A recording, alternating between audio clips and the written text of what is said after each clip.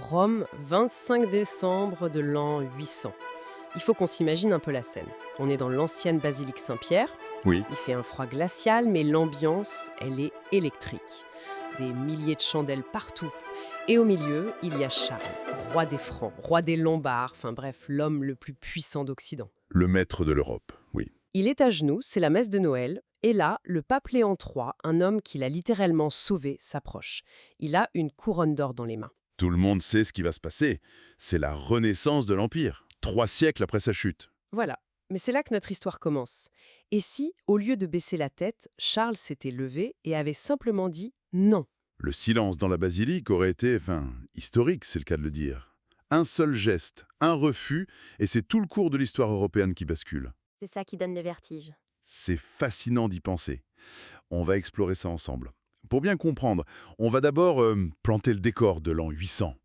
Pourquoi ce couronnement semblait si inévitable? D'accord. Ensuite, on verra l'impact immédiat de ce nom. Un vrai séisme pour la papauté et les Francs. Et enfin, on suivra les ondes de choc, sur des siècles, pour imaginer une Europe complètement différente. Une Europe des rois sans l'ombre de l'Empire. Exactement. Alors, allons-y. Plongeons dans cette fin du 8e siècle. L'Empire romain d'Occident. Bon, ce n'est plus qu'un souvenir. Un souvenir incroyablement puissant, mais un souvenir quand même. Et dans ce vide, une force a tout écrasé. Les Francs. Avec à leur tête ce fameux Charles, qu'on appellera plus tard Charlemagne. Oui, et il faut bien mesurer l'ampleur de son pouvoir. Depuis 771, il règne seul. Il a mené plus de 50 campagnes militaires. C'est un chef de guerre infatigable. Et son territoire est immense. Colossal. Environ 1 200 000 km², de la Catalogne à la Saxe. C'est le maître de fait de l'Occident. Mais il lui manque quelque chose. Une sorte de consécration. Une légitimité qui dépasse son statut de roi guerrier. C'est le plus grand des rois, mais ça reste un roi parmi d'autres, techniquement. Voilà. Et c'est là que le pape Léon III entre en jeu. Et lui, il n'est pas du tout en position de force. Ah non, c'est même tout l'inverse. En avril 799, c'est un drame pour lui. Il est attaqué en pleine procession à Rome par des familles nobles rivales. C'est d'une violence. Inouï. On essaye de lui crever les yeux, de lui arracher la langue. Il s'échappe de justesse et il fuit. Sa seule option est quoi? Courir, se réfugier à Paderborn, Chez Charlemagne. chez Charlemagne. Il arrive en suppliant, ce qui le place dans une position de... De dette totale. C'est le point culminant de cette alliance de longue date.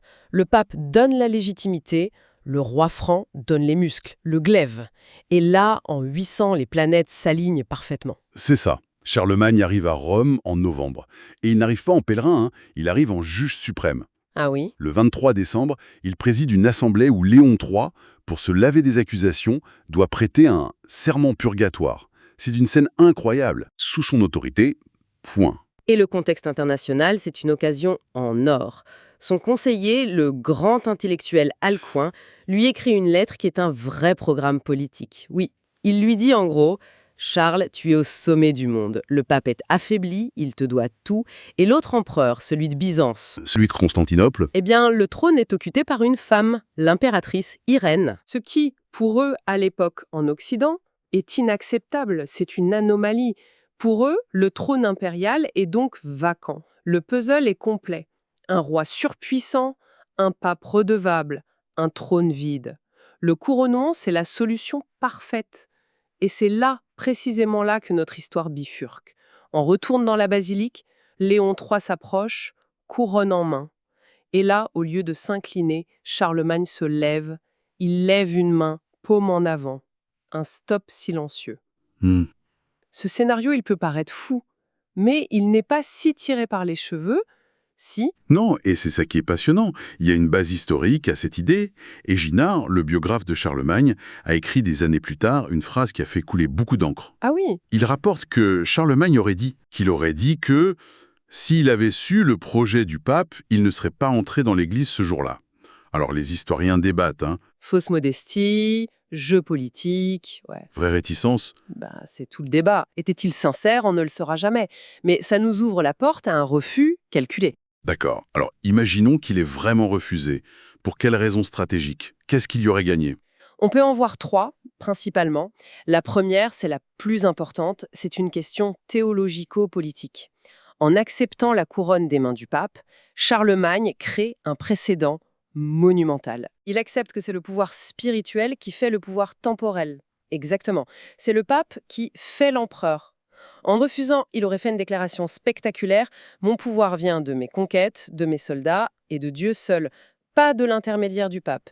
Il aurait coupé l'herbe sous les pieds à des siècles de conflits entre pape et empereur. Mais en faisant ça, il ne prend pas un risque diplomatique avec l'autre puissance de l'époque, Byzance. C'est la deuxième raison stratégique. Pour Byzance, qui se considère comme la seule et unique continuation de l'Empire romain, le titre d'empereur des Romains pris par un roi barbare, c'est une usurpation. Une provocation, pure et simple. Charlemagne était un pragmatique. Il dominait déjà tout l'Occident. Pourquoi se mettre à dos l'autre grande puissance chrétienne pour un titre vusingo? Le refus aurait été un geste d'apaisement. Une façon de dire: ok, je suis le maître chez moi, vous êtes les maîtres chez vous, ne nous cherchons pas de noises. C'est logique.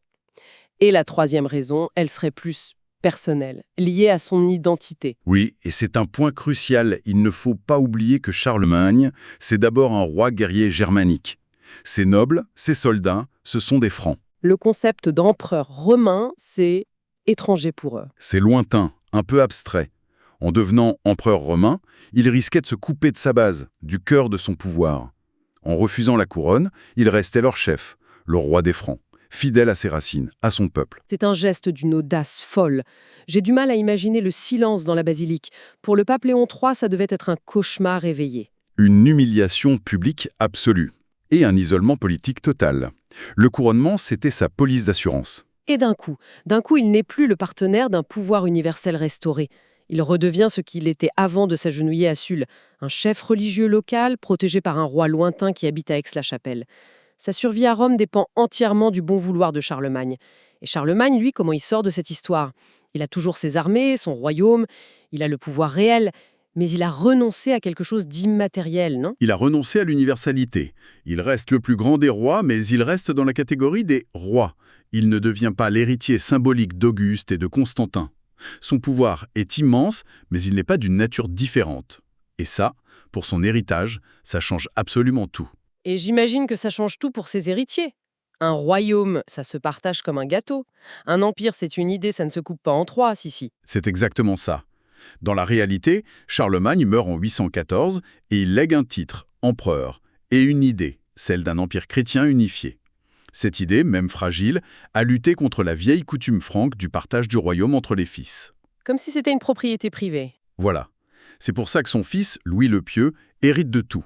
Mais dans notre scénario, cette idée impériale n'existe pas. Il n'y a pas ce ciment idéologique. Henri III, qui dans notre histoire est vu comme l'acte de naissance de la France et de l'Allemagne, aurait eu lieu, mais il aurait été bien différent. Une simple division de terre. Sans aucune portée symbolique, l'aîné des frères, Lothaire, n'aurait pas reçu de titre impérial supérieur. On aurait eu 3 royaumes francs sur un pied d'égalité. Et cette fameuse Lotharingie, cette bande de territoire un peu artificielle entre la France et la Germanie, elle n'aurait eu aucune raison d'être et se serait disloquée encore plus vite. Ce qui nous mène à la conséquence la plus folle, en fait. Si l'idée impériale meurt avec Charlemagne, elle ne renaît pas. Attendez, si Othon Ier, au Xe siècle, n'a pas le précédent de Charlemagne sur lequel s'appuyer. Ça veut dire qu'il n'y a tout simplement pas de Saint-Empire romain germanique. Voilà. Waouh, attendez une seconde, pas de Saint-Empire, c'est toute l'histoire de l'Europe centrale qu'on réécrit là. C'est vertigineux. C'est ça, la vraie onde de choc. Dans notre histoire, Othon Ier, un puissant roi de Germanie, se voit comme un nouveau Charlemagne et se fait couronner empereur à Rome en 962.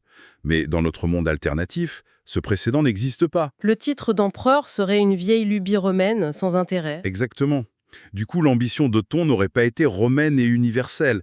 Elle aurait été purement germanique, nationale. Donc, au lieu de passer son temps et son énergie dans d'interminables et coûteuses campagnes en Italie pour aller chercher cette couronne, Il se serait concentré sur ses terres. il aurait cherché à centraliser son administration, à créer une monarchie forte en Germanie. Précisément, l'Allemagne aurait pu devenir un État-nation unifié des siècles plus tôt, comme la France ou l'Angleterre. Et par un effet de domino, le destin de l'Italie aurait été complètement différent. Ah oui, c'est vrai. Sans les interventions constantes des empereurs germaniques, la péninsule aurait eu les mains libres. Les cités-États du Nord, Milan, Florence, n'auraient pas eu à se déchirer entre le pape et celui de l'empereur. On peut imaginer qu'une puissance locale aurait pu unifier l'Italie bien plus tôt. La carte de l'Europe serait beaucoup plus simple, en fait.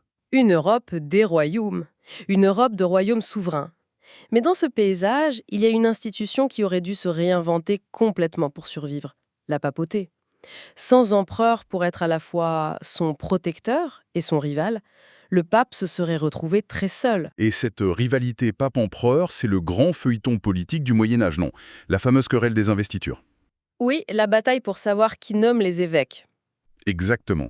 Qui contrôle les nominations, contrôle les esprits et les terres. Dans notre scénario, cette querelle existerait toujours, mais elle serait beaucoup moins spectaculaire. Le pape ne lutterait pas contre une puissance universelle, mais contre une mosaïque de rois. Pour s'affirmer, il aurait eu besoin d'un autre levier. Et ce levier, ça aurait pu être la croisade. Oui, l'appel du pape Urbain II en 1095, c'est déjà un moment où la papauté prend le leadership de l'Europe. Dans notre monde alternatif, cet appel aurait été encore plus vital pour la papauté. La croisade ne serait pas seulement une expédition pour reprendre Jérusalem, elle serait l'outil principal par lequel un pape, politiquement isolé, pourrait créer une unité chrétienne par l'action. En mobilisant des chevaliers de France, d'Allemagne, d'Italie, sous la seule bannière de la croix. Il prouverait à tous qu'il est le seul vrai leader d'un Occident sans centre politique. C'est sa réponse à l'absence d'empire. C'est incroyable de voir comment un seul événement peut tout changer. Et si on tire ce fil jusqu'à des périodes plus récentes, sans le fantôme de Charlemagne, est-ce que les grands conquérants comme Napoléon auraient eu la même ambition? C'est une excellente question. Tout l'imaginaire de Napoléon est construit sur la référence à Charlemagne. Quand il se couronne empereur en 1804 à Notre-Dame, il rejoue la scène de l'an 800. Il fait venir le pape, mais il prend la couronne et se la met lui-même sur la tête, pour bien montrer que cette fois c'est lui le patron. Absolument. Son projet, c'est un dialogue permanent avec cet héritage. Il se voit comme le restaurateur de l'Empire d'Occident. Mais dans une Europe qui n'aurait connu que des rois pendant 1000 ans, cette référence n'existerait pas. Le titre d'empereur serait une simple curiosité historique. La dimension historique, quasi mystique de son projet aurait disparu. Ça aurait été un conquérant de génie, peut-être un premier consul à vie, mais pas un empereur dans ce sens quasi romain. Et on peut faire le même raisonnement pour l'unification de l'Allemagne en 1871. Bien sûr. Bismarck, dans la Galerie des Glaces à Versailles, il ne proclame pas un royaume d'Allemagne, il proclame le Second Reich. Le Second Empire. Et ce mot Reich, ce n'est pas anodin. C'est une connexion directe au Saint-Empire, le Premier Reich, qui lui-même se voulait l'héritier de Charlemagne. C'est un mythe fondateur très puissant qu'il utilise pour souder tous les États allemands. Et sans ce mythe, pas de Second Reich. L'unification aurait abouti à un royaume d'Allemagne. Une construction politique, moderne, pragmatique, mais pas l'accomplissement d'un destin historique millénaire. Ça change la psychologie d'une nation. Ça nous amène à la conclusion qui est vraiment une réflexion sur le point d'un symbole. Le refus de Charlemagne, ça aurait été le refus d'une idée utanique, celle d'une autorité politique universelle en Occident. L'Europe se serait construite beaucoup plus tôt comme une collection de royaumes forts et souverains. Et les identités nationales, sans avoir à se définir par rapport à ou contre un idéal impérial, auraient peut-être été encore plus fortes, plus affirmées. Finalement, le couronnement de Charlemagne, même s'il a été suivi de divisions, a créé un rêve. Le rêve d'unité européenne qui a hanté le continent pendant 1000 ans. C'est un idéal auquel se sont mesurés Charles Quint, Napoléon, et même, d'une certaine manière, les pères fondateurs de l'Union européenne. Absolument. En imaginant son absence, on se rend compte à quel point ce moment, ce jour de Noël de l'an 800, a été fondateur. Ce qui soulève une dernière question, une pensée à emporter. Cette Europe des rois, forgée sans ce rêve d'unité, aurait-elle été plus stable, avec des frontières et des identités claires et définies plus tôt? Ou, au contraire, aurait-elle été encore plus conflictuelle, privée de cet idéal commun, même lointain, qui a toujours rappelé aux Européens qu'au-delà de leurs différences, ils partageaient un héritage?